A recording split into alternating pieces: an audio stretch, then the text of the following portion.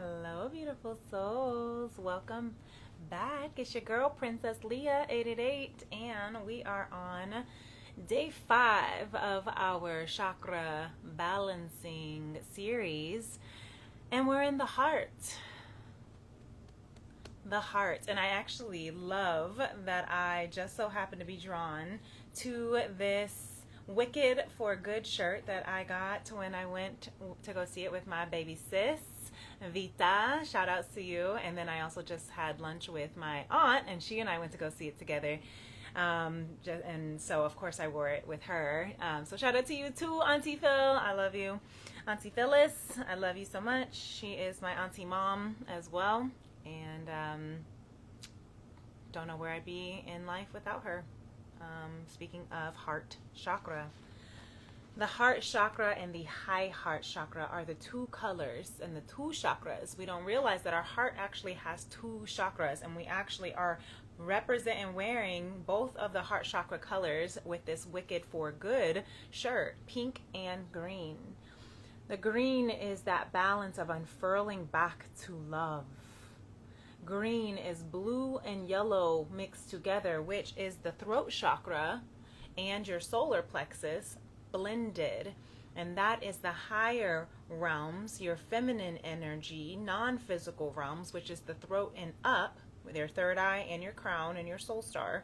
And then you have the physical realm, which is your solar plexus. Remember yesterday of bringing things into fruition. Solar plexus with your self-willpower, and then your sacral of creation and your and conception, right? And your root of safety and security. So the heart unfurling back to love is about balancing both the non-physical and physical worlds, the feminine and masculine worlds. Do you hear what I'm saying? And so because of that, we are unfurling back to center. Yes, really beautiful.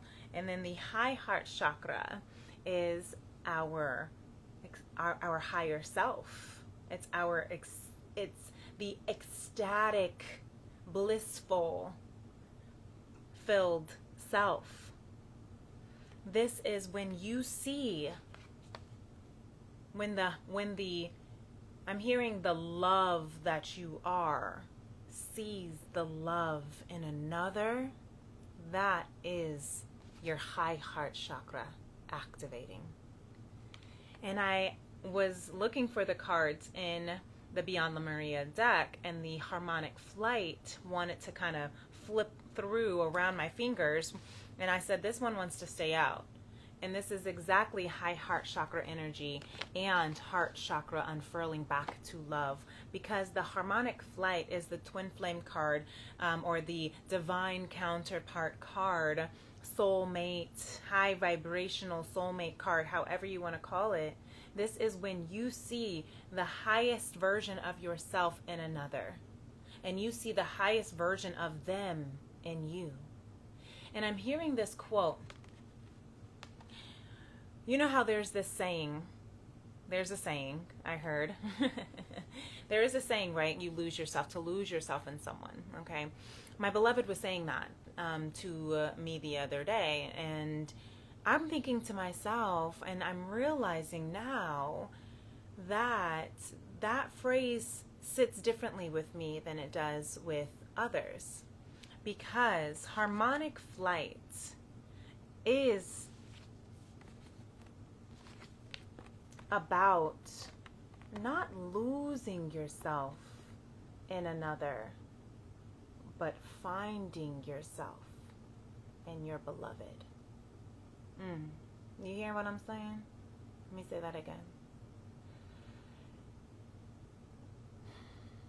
Love is not about losing yourself in another. It is about finding yourself in your beloved. That's delicious. So today we are here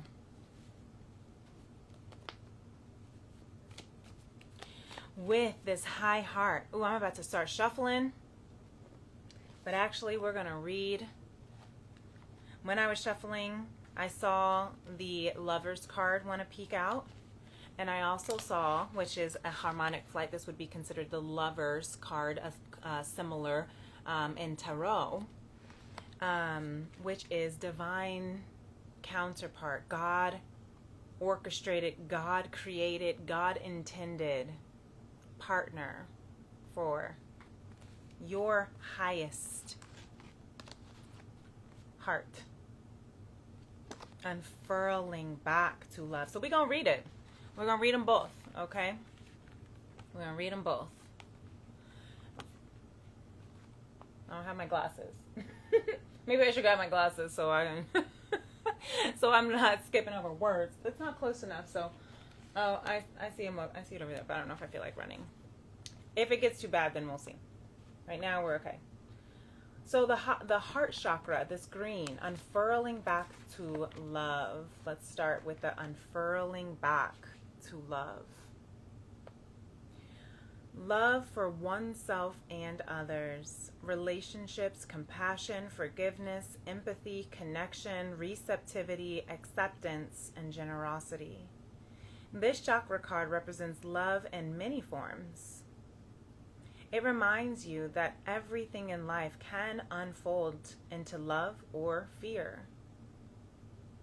When unfurled back enough, the foundation of all you seek lies in the universal desire and right to feel love and be loved. It is the universal desire and right to feel love and be loved. I'm going to correct Izzy Ivy real quick. It is your birthright to not just feel love or be loved, but to be love. You are love, okay? All right, let's continue. Love heals. God is love.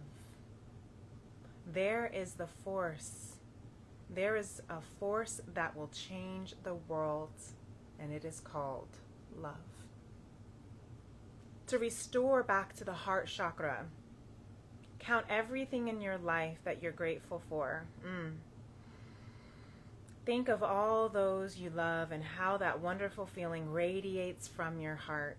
Consider those you can forgive and extend that feeling out to them. Remember, we all just want to be loved and accepted. I love that. We all just want to be loved and accepted. But insecurities and triggers can cause behaviors that move us away from this place. Have compassion. Know that others may be in their suffering.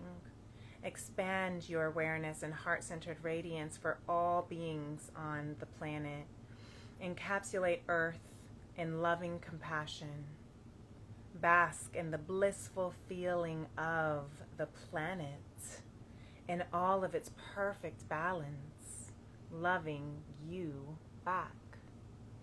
And there's a poem that I wrote years ago, and it said, when it comes down to it, we all want love. We all are still fragile. When it comes down to it, we're all still human. The themes of the heart chakra: relationships and relating, connection to yourself and others, and the language of love. I'm also hearing the 5 love languages, and I have the book of the 5 love languages for kids. So if you have children, that might be a good read. And I brought that up in another, I think that was on the root chakra day, about the love languages of children, the 50 shades of root, of red. And the love languages, if we don't know the love languages, I'll just say them here. And it's not in any order, but if you're not familiar with the love languages, at words of affirmation, quality time, physical touch, acts of service, and gifts. Gifts. Giving or receiving gifts.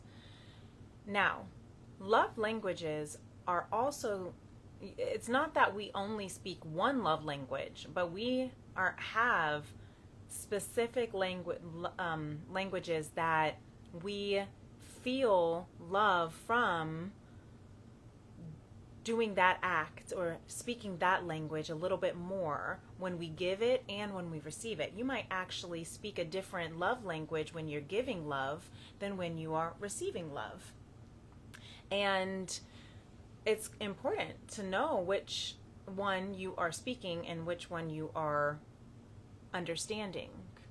How do you know when you are feeling love or loved? If you're feeling love from life, from yourself, from another. For instance, let's say if someone walks by you and if they brush their shoulder or their hand on your shoulder to just let you know that they're there, do you feel tense and like, ew, don't touch me? Or do you feel like, aw, like, I'm glad to know that they, gave me a little, like, I'm here. That's an important thing to know, because if you feel love, that is a love language. And if they walk by you and they don't do that and you feel unloved, like, why didn't you acknowledge my presence?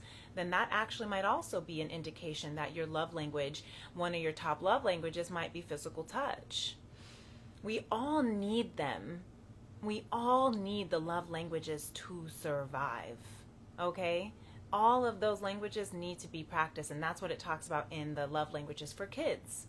When they're growing up, especially in their root chakra, ages 0 to 8, that is actually the most important to practice and exercise all of the love languages for them so that they can feel that connection and feel all of those ways to know that they are loved. And then it also lets you know, as you pick up on what parts that they and how they receive those love languages, how they respond is an indication of how how they what languages they are most prominently speaking.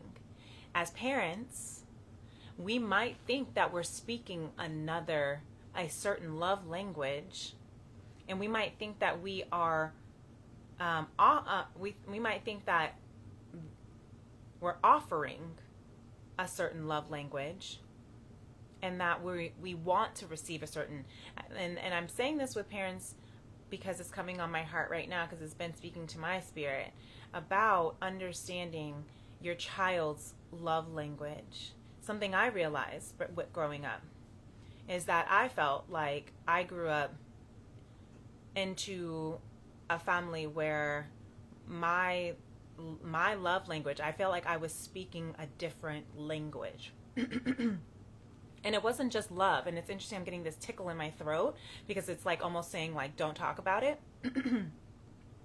But we'll talk about the throat chakra tomorrow more so.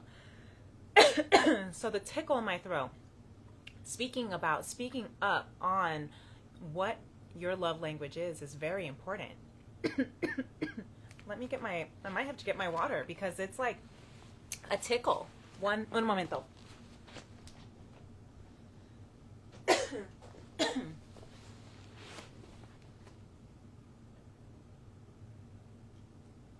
Interesting, right? As I start speaking about that. But it's true. I won't get too deeply into it for the sake of time, but I did. I felt like I was speaking a different love language to my parents and to my family. And so some people might feel that way. You might feel that way if you feel like misfitted or misunderstood or like a black sheep. Maybe it is the fact that your love language is not being understood, or that you are speaking a different love language than your, said family. Maybe, you're speaking Chinese and they're speaking French. Maybe your parents are speaking French and they think they're speaking Chinese. Or maybe that's you. I think it's very important that we examine that within us and also around us, because I think that can also help us unfurl back to love with compassion and empathy when we're realizing that maybe we didn't get the love. This is an inner child healing moment of recognizing that maybe our parents did the best of giving love the best they knew how, giving love, right? But we don't get love, we don't receive love, we are love, right? And as my little brother so beautifully articulated, we build love every day, right? And so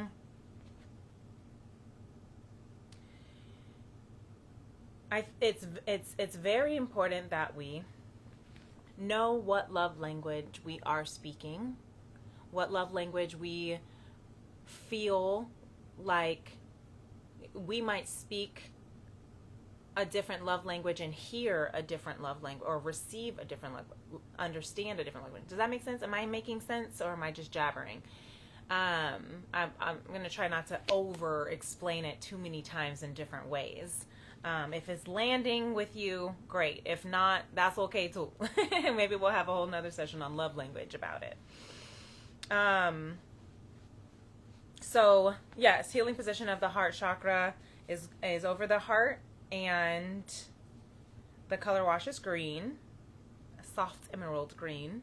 And then we have the high heart chakra, which is described as ecstatic bliss. And Izzy Ivy says, divine love, selflessness, spiritual compassion, oneness through heart-centered bliss, healing, gratitude, giving love, dharma, patience, joy.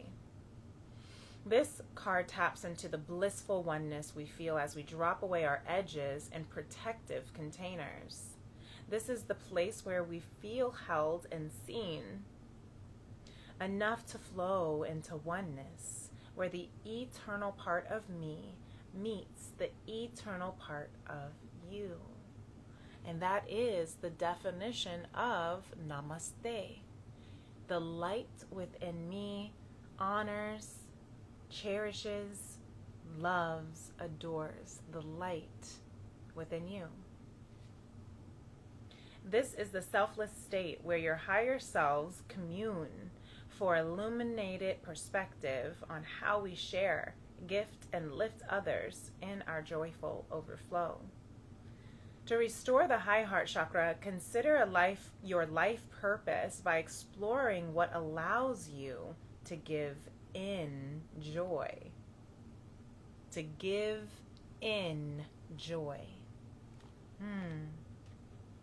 And of course, I'm hearing the word enjoy.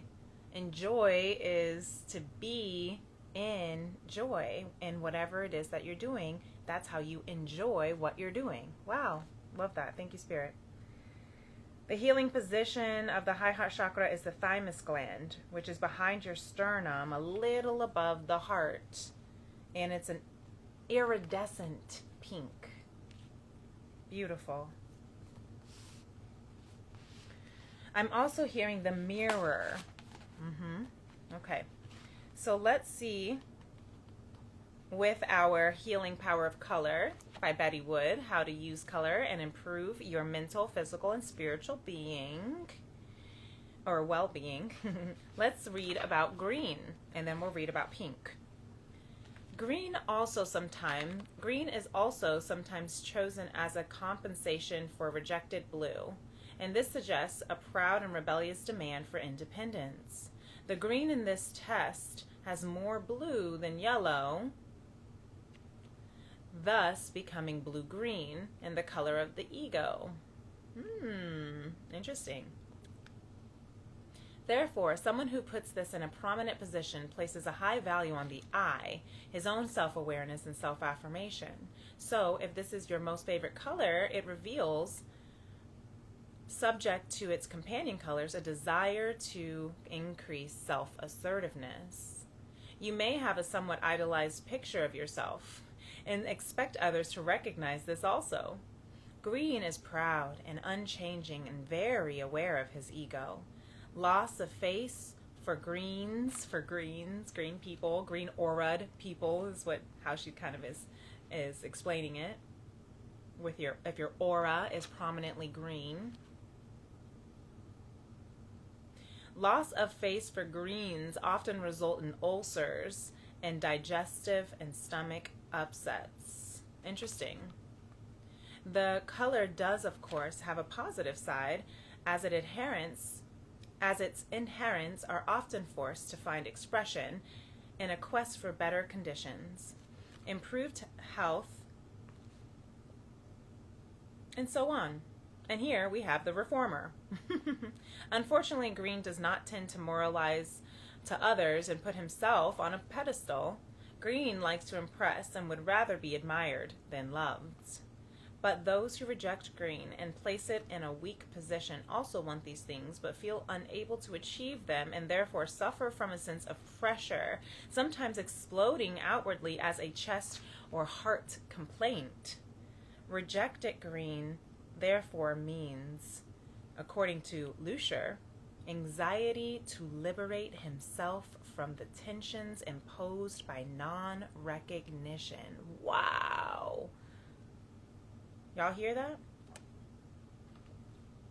Rejected green means anxiety to liberate oneself, from the tensions imposed by non-recognition. Extreme cases are those unhappy folk who are so stubborn and so self-opinionated as to be their own worst enemy. Blue is often chosen as compensation, that is, put in the place a healthy green would normally occupy, as effort to no longer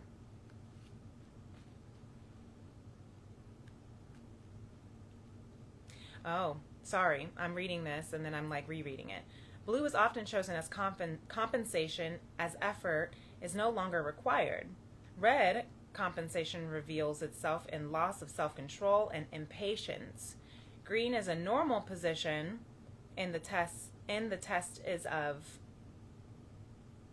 green in a normal position in the test is of course part of a natural urge is a natural urge we all have to express ourselves and to be recognized by our fellows. Okay, that was a lot. I'm gonna get my glasses for pink because my eyes look all over the place. You know how it is. Thank you.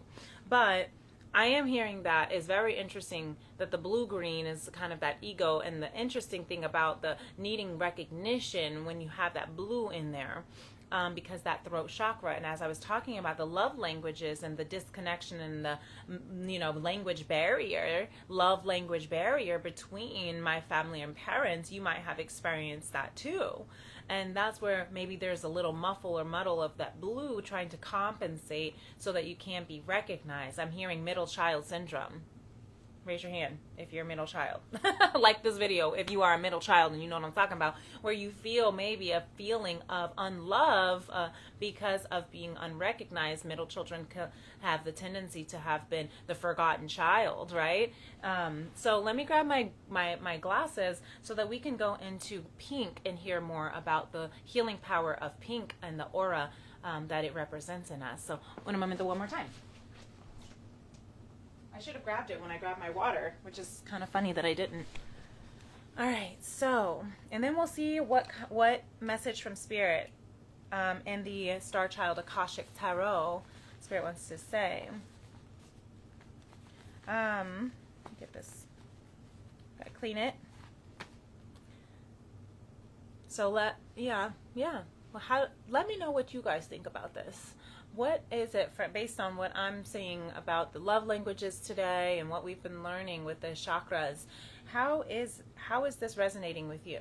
I appreciate the comments that you guys have been sharing and the feedback you guys have been giving on our platforms, on all of my platforms, TikTok, YouTube, Instagram. Thank you all, and even just people, sharing, reaching out to me, sharing how this is, their appreciation for it. I appreciate that, Spirit put it on my heart to do this again this year, and it has been very, very helpful for my mind, body, and spirit as well. So thank you for joining me on this journey of our chakra balancing and healing series. If you haven't already done so, make sure you like this video on your way in or out. And if you are not a part of my Vibe Tribe, make sure you subscribe so we can continue to heal the heart of the Divine Masculine and the Sacred Feminine through conscious love. Let's see, that's violet.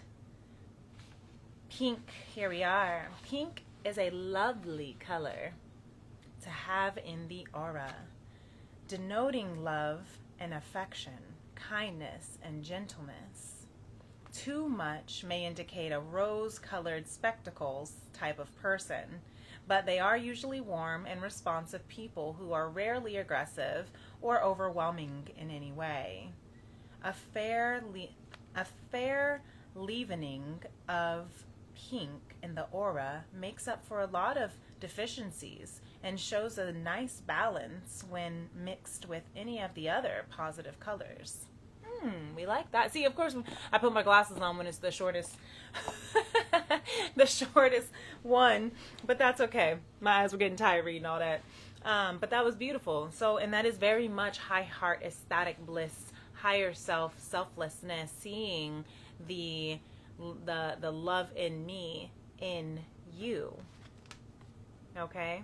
The journey of the harmonic flight, the divine, the twin flame journey, you could call it, the divine counterpart, when your heart is activated by divine love,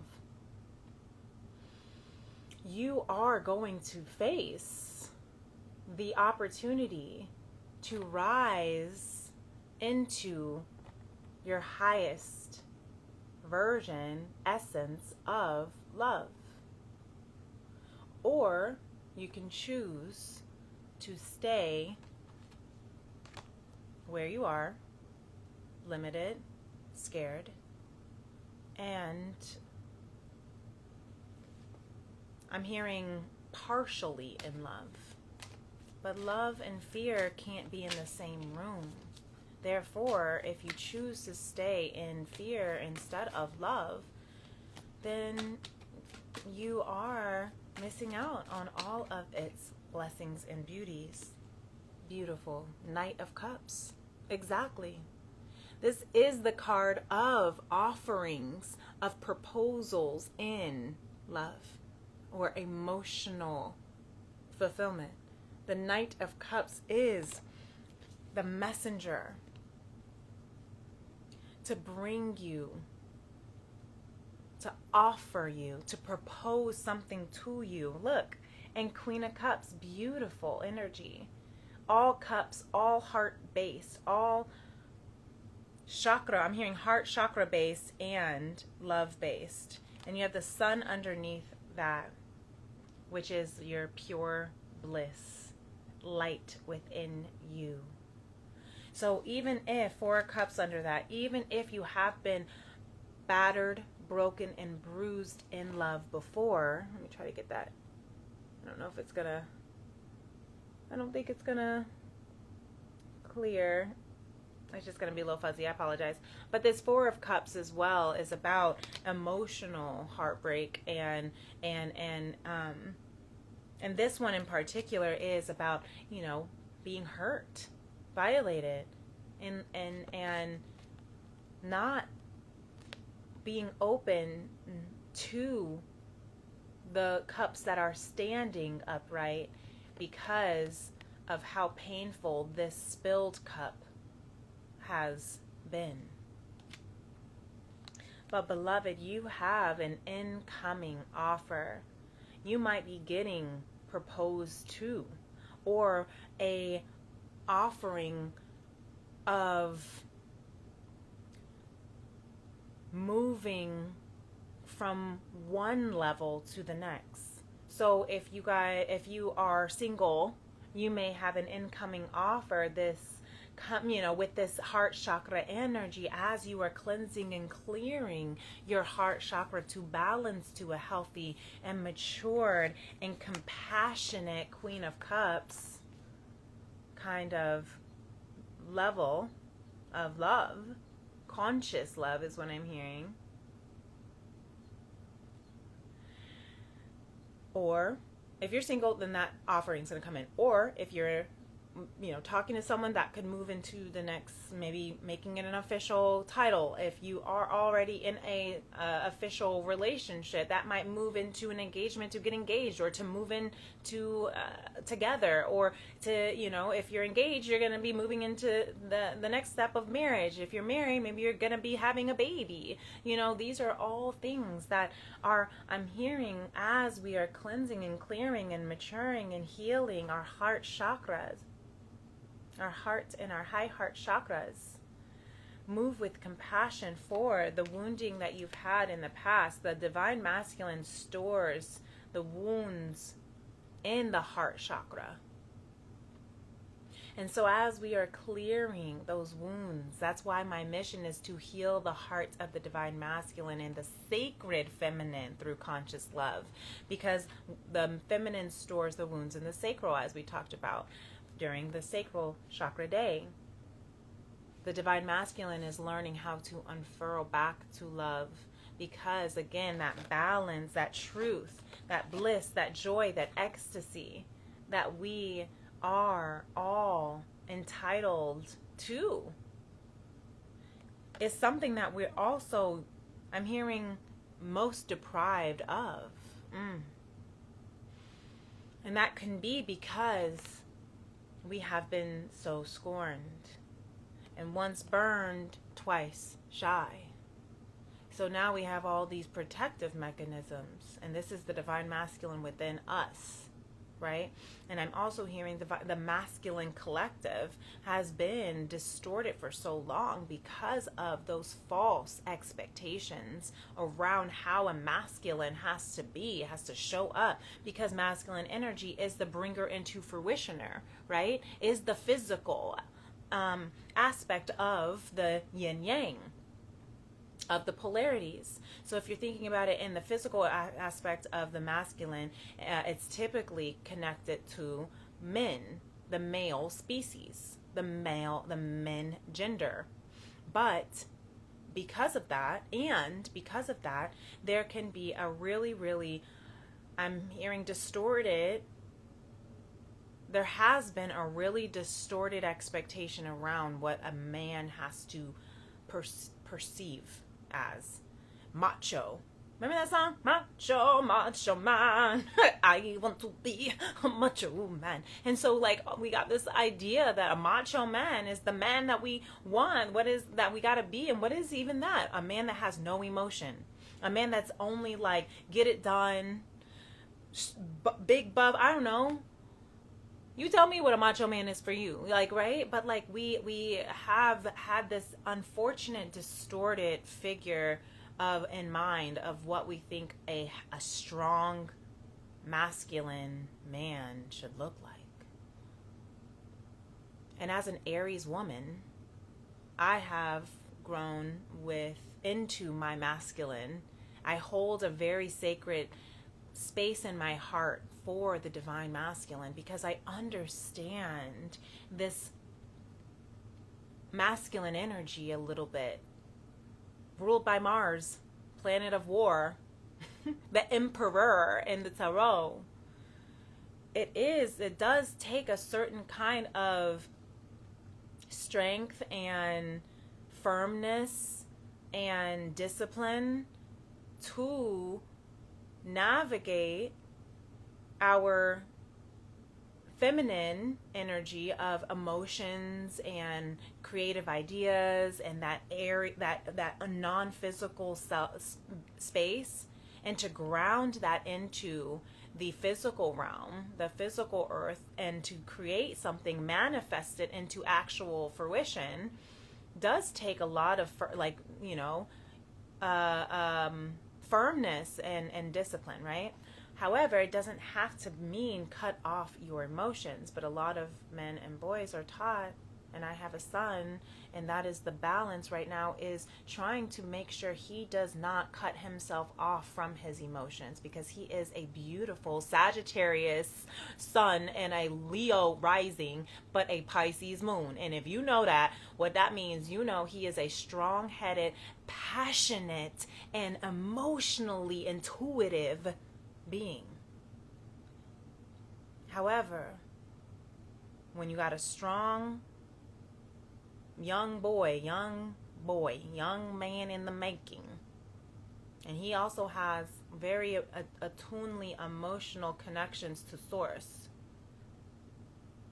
and he's a leader, he's going to go into an institution where the institution is like school, for instance, constructed for making people who are more so little robots for the masses, if you know what I'm saying. And if you're a star trying to fit in a square peg, it's going to be a really challenging time. And for my son, it's a challenging time, and therefore he's the challenge, therefore he's the problem. And that's what I'm trying to make sure he does not ever personalize and think that his emotions are just as beautiful as mine, as any other person. That if a girl's next to him crying and then he starts crying, why is he the first person everybody's telling him to stop? Not okay. So, for my beautiful masculine, divine masculine collective, no matter what gender you are, your emotions are so beautiful because that's your feminine energy, and it is deserving to be balanced and held with compassion,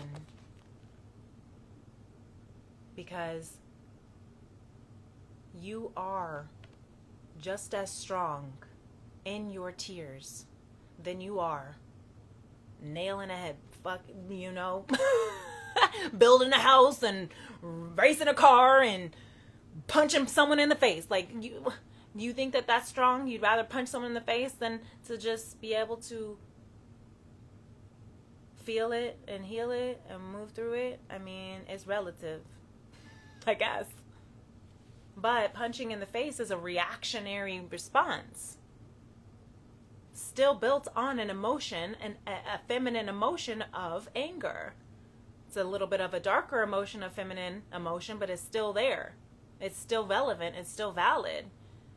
So all of these emotions, beautiful masculine energy, I'm taking a little extra time and love on you right now to validate your emotions, so that you can store that in your heart space and know that you are loved and lovable, regardless of how you feel and the emotions that are coming up. You are allowed to feel them. You're allowed to feel them, okay? And it doesn't make you weak. And like I said, as an Aries woman, I drove with my masculine energy for a long time, trying to control and force, and feeling like my vulnerability and my tears and my fears were weaknesses. That's why it's been so hard for me to share to you, my audience, my collective, my people, and even my tribe, my soul family, to trust that they are going to still love me even in my moments of weakness. See? You see what I said there? My moments of vulnerability. Okay? I hope that helps, Divine Masculine. I hope that helps collective. That was a beautiful message. I think that's where I'm going to stop here, though. So just place your hand on your heart. You know, I got my sound bowl healing, sound bowl. And it is the heart chakra. So maybe we'll do a little bit of a sound bowl healing session for just a quick second, meditation, and I'll have us visualize, some cleansing and clearing in our heart chakra, so we can continue to manifest this beautiful Queen of Cups, Sun, and Knight of Cups. How we can continue manifesting this beautiful offering that is on its way to you. So, if you'd like, you can place your hand on your heart and you can close your eyes. You can take a deep breath.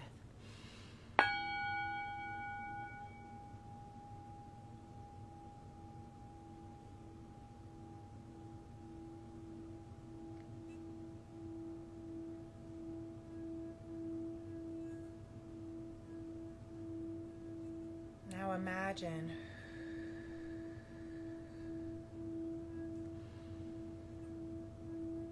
green and pink crystal dust, whatever green or pink crystals you can think of. What comes to mind for me is malachite, the green crystal that is meant to protect over your heart, to protect your relationships, and to protect as you travel multi-dimensions and just anywhere in the world, to keep you safe in love. And then I'm also seeing rose quartz, the pink crystal of love. Pure, conscious, divine love. As we imagine those crystals, malachite and rose quartz, sprinkling into our heart and our high heart chakra to cleanse and clear,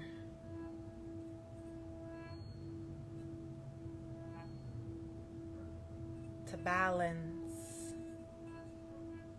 with healthy, maturing joy,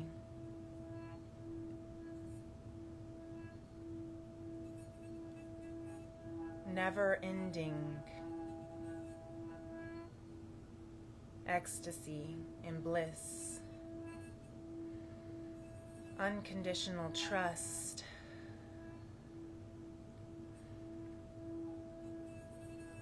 compassion, hope.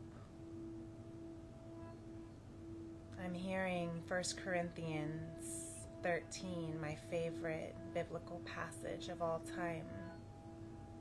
Love is patient. Love is kind. It does not boast. It is not rude. It is not jealous.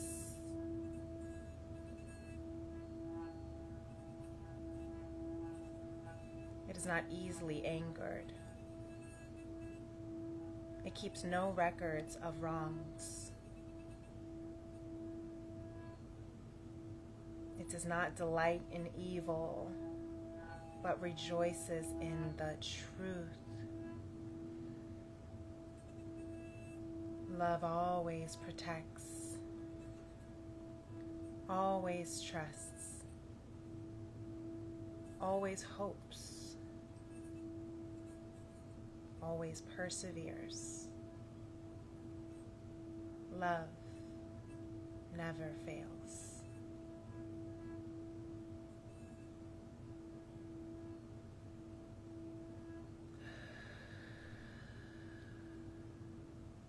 Thank you, Spirit.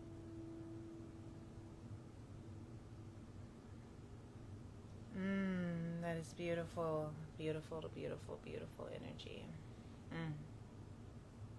And with that said, my beautiful beloveds, thank you so much for tuning in with me tonight.